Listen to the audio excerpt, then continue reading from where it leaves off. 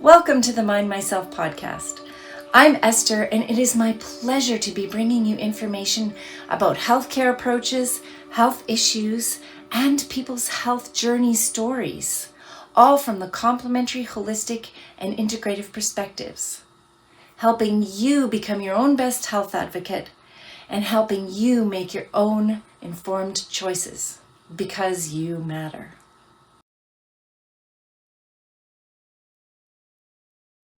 Welcome to Conversations with E.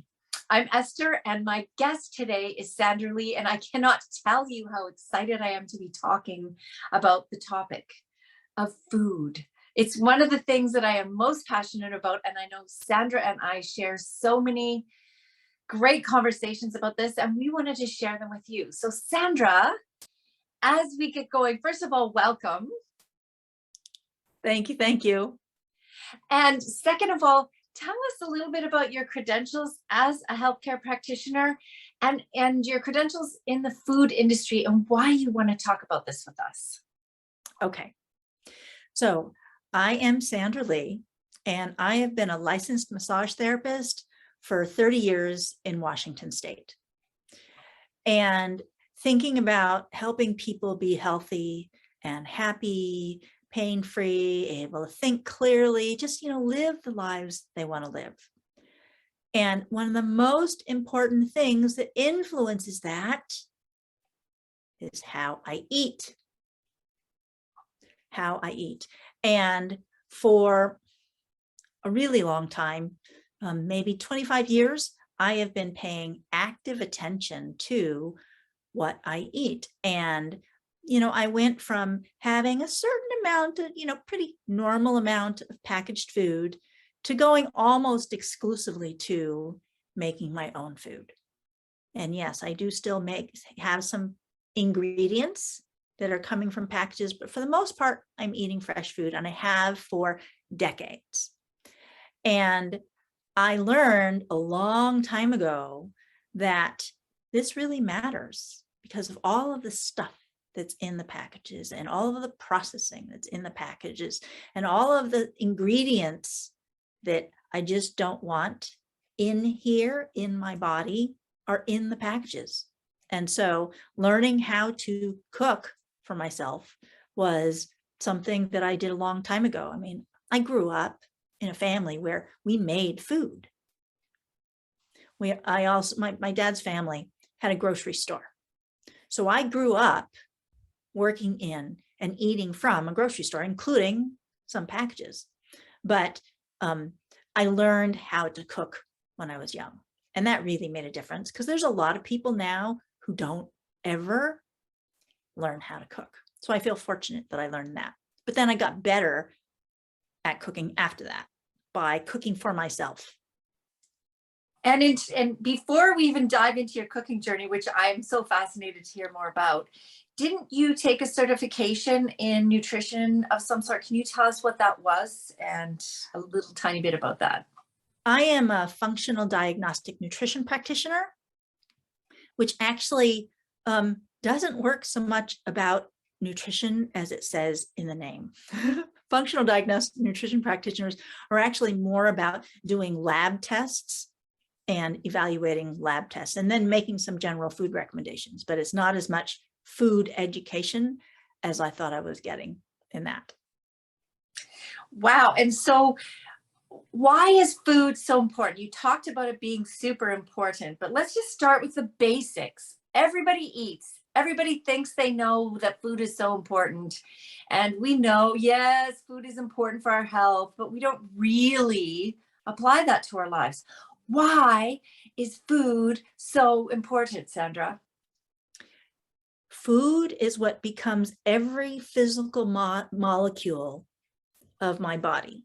Yes, some of it's water, some of it comes from the air, but all the rest of it comes from what I put in my mouth and I eat.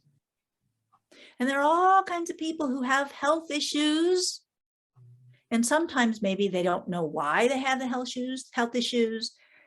And people who have, all sorts of conditions and things like that. And yet they still eat poor quality food. And Esther and I were talking before we started recording. And so I was like, why do people do this? Because it really doesn't make any sense. Well, and I know, and I've done it recently and went, oh, I regretted it so much. But it's not like anybody has to be perfect to understand this concept. So please carry on. So the food that I eat becomes my physical form, and it also provides all of the energy and the hormones and the nutrients that enable me to think and have all of my body functions operate, my mental and emotional well-being, my ability to create, my ability to work, my ability to recreate, my ability to have relationship. All of it depends on what I eat. Just the basic material of it. And then there's the whole other factor of the energy of the food. Oh my goodness, the energy of the food makes a difference too. So the energy with which I make food puts love, puts energy into the food that then is absorbed and consumed by the person who receives the food. So that matters. The energy of the food and how it was grown and how it was processed, that impacts the food. And when I eat that, I'm getting all of that energy, all of that history. Then there's the issue of variety and frequency of the type of food. Maybe people who are watching this have heard of the concept of eating the rainbow. Mm-hmm.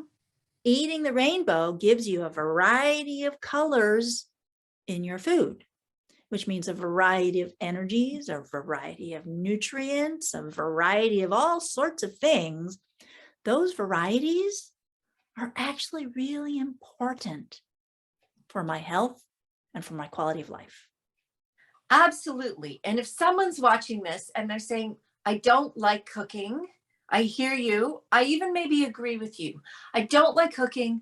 I'm maybe a single mom, or maybe I'm not, but I have a very busy life and I've got some kids, or I have a huge career. I don't have time to do a lot of cooking.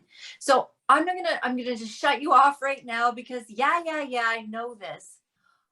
But let's do some practical discussion. We know this. Eat the rainbow, variety, the love, the energy of the food, whole foods. What can somebody do right now to make a small change in the right direction around this before we dig even any further into this? As with any change I want to make in my life, I need to start small. Rather than, changing my eating is like this big, impossible, mountainous task. I can't do that. I totally understand because it's overwhelming.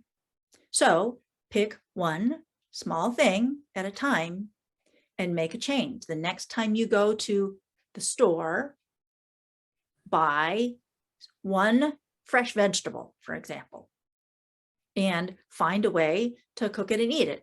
Maybe start with one that you've already had before, you know what to do with. So it's not like this impossible task. Just start with one thing at a time. Right. So if I typically order a lot of food out because A, I'm busy, and B, I hate to cook, still carry on with your normal routines. Add something that's healthy and fresh is what I hear you saying. Pick one thing and start there. And when you get used to that, and maybe a couple of things for variety so that you're not always eating the same thing, and add it to your normal routine that you do. And if what your normal routine is eating at restaurants, because there are some people who don't have functioning kitchens. I totally understand that. So a first step for you might be the next time you go to the regular restaurant you go to, order a salad or order something different. Just give yourself something more fresh and that's not all cooked. Okay. Well, and that leads us into a great conversation because I know we could spend hours on this. So I want to be really concise in what we're talking about. All this frou-frou about organic versus not organic. Let's just dive into the conversation about what does organic mean and what is not organic. And maybe we even dip our toe into the GMO conversation. So technically, all of it's organic. Organic chemistry uses hydrocarbons to produce a chemical, and you could say technically that is organic. But what we normally think of as being organic when it comes to food is something that actually grew from a plant or from an animal of some kind. Agree with me on that? Sure. Something Yeah. that grew from a plant or an animal. That's So a basic. it's naturally occurring in nature, not manufactured by a chemical factory. Okay. Now, there's a whole lot more to what organic has come to mean. It's come to mean in our society that the food was produced, grown, processed without the addition of chemical fertilizers, agents, and all sorts of things that are determined to not be acceptable in organic standards. And why does that matter? Why does that matter? Because they choose to eliminate ingredients from organic standards, what is acceptable in what is called certified organic food, okay, that they have determined that some substances are harmful to health.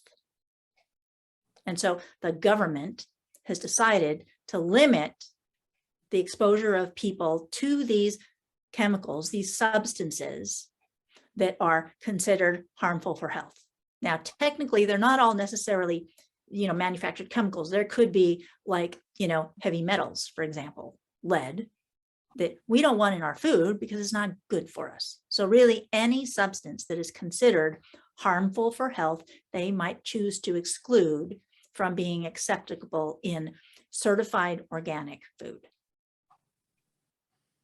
Okay, and some people, let's just mention the controversy. Some people say, yeah, but in the certified organic standards, there are still some chemicals that are allowed and considered acceptable. So why should I pay all this extra money when I'm probably still, or maybe still getting some chemicals in my food? Can you comment on that? It's a question of degree, question of volume, and a question of like percentage of your food. How much exposure do you have to these other ingredients that are considered acceptable in organic standards? And so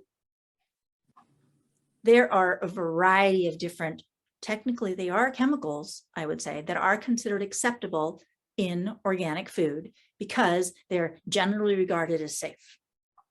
They're considered okay for us to consume in some quantities, depending on what it is. Okay, so it's still going to be better to have an organic packaged food that's got a couple of these questionable ingredients, right? When it's got not all of the other ones that are added to the non-organic food. So if I'm going to take, like, if I'm going to go get a can of soup, for example, I don't buy cans of soup now, but I used to, okay? A can of soup that is just off the normal grocery shelf, and then a can of soup that is considered organic, okay? So the organic might still have ingredients in it that me personally, not choosing to eat cans and things like that, would not want to eat. But it's so much better than this can of non-organic food that's got all kinds of stuff in it. So it's a question of degree. Okay, and so now we've spent a little bit of time on what is organic.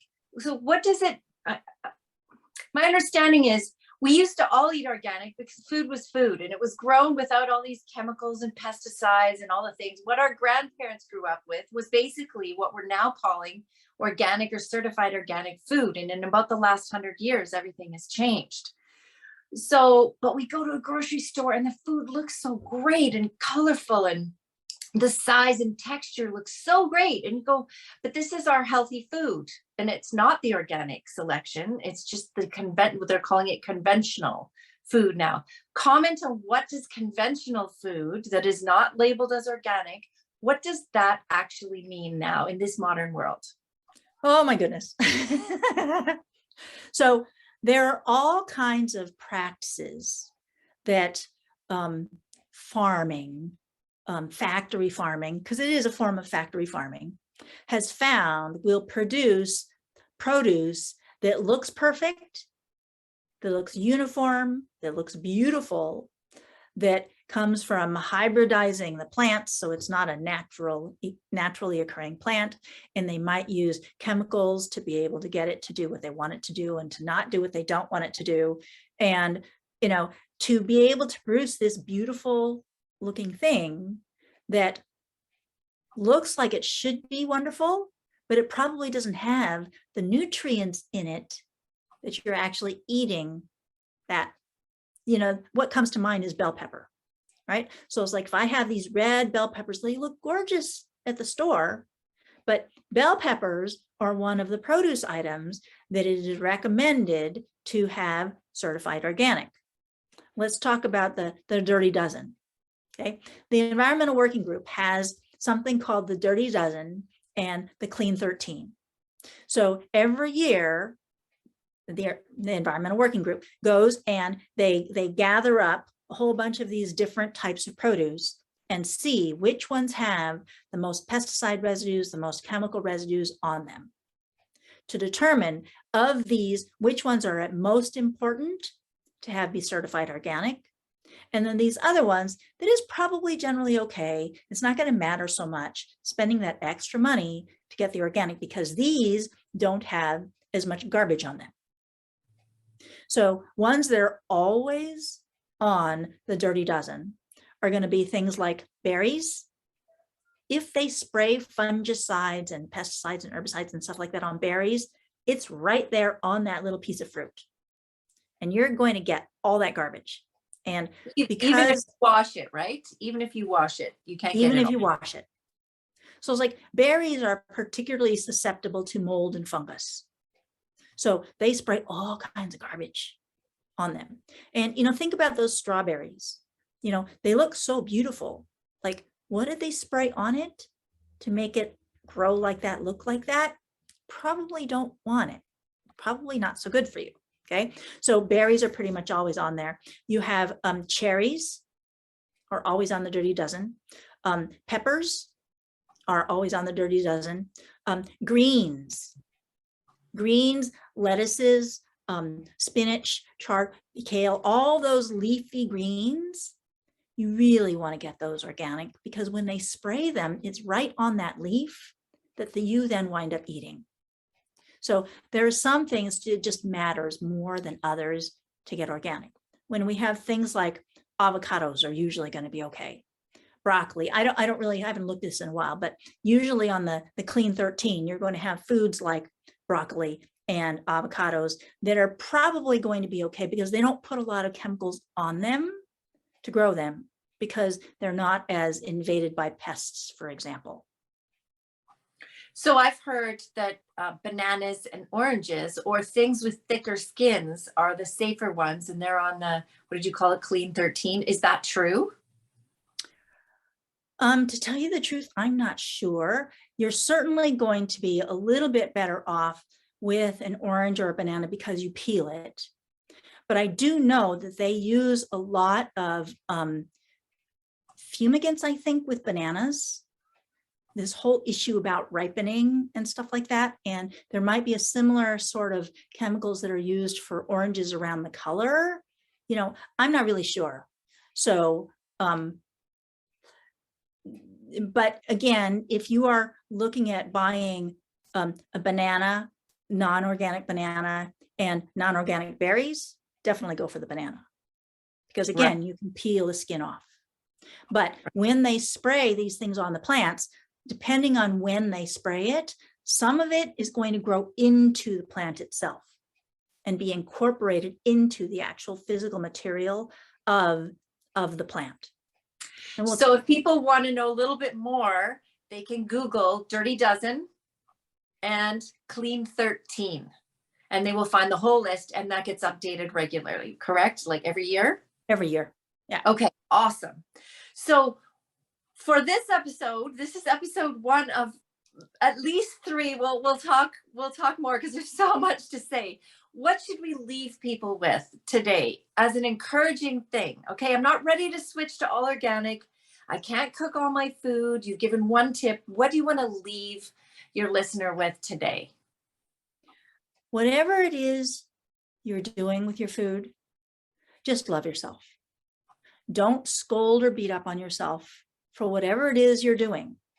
You may now have realized you want to make some changes. Just accept and love yourself for where you are. You've done the best you can, because that's what you do every day. You do the best you can.